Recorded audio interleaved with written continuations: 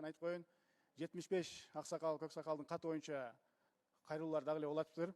Коомчулукта бир топ жерде ошол биздин журналисттер дагы ушул жерге келип депутаттардан сурап, депутаттар менден дагы көп сурап атышат. Ал боюнча жалпы мындай маалымат берип коеюн. Менин биринчи эле иш күнүмдө ал кат кайсыл жерде деген аныктаманы жүргүзгөнбүз. Анын алкагында ал кат дароо эле Конституциялык комитетке түшүп, кароого жиберилгени маалым болгон.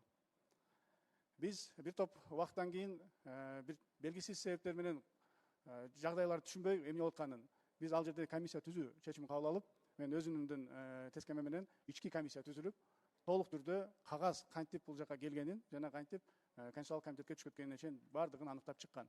Бүгүнкү күнү ал жыйынтык МВДга берилген, ал жакта тергөө өз жумушун алып барып атат.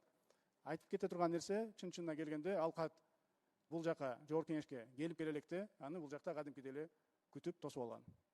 Алып келген адам бул жерден алып келгенден кийин, андан соң билесиздер, процедура боюнча кат өз жолу менен тийиштүү мындай депутатка болсо депутатка, төрага болсо төрага, айтор өз жолу менен кетет.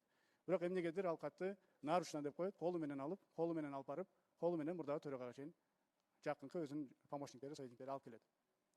Андан соң тийиштүү тапшырмалар берилип, ошол айтылган комитеттин кароосуна чейин бул нерсе түшөт. Комиссия түзгөн бирден бир себеби, билесиздер, өзүңүздөр урматтуу депутаттар, бизге көп кайрылуулар келет, жалпы келет, өзүңүздөргө келет.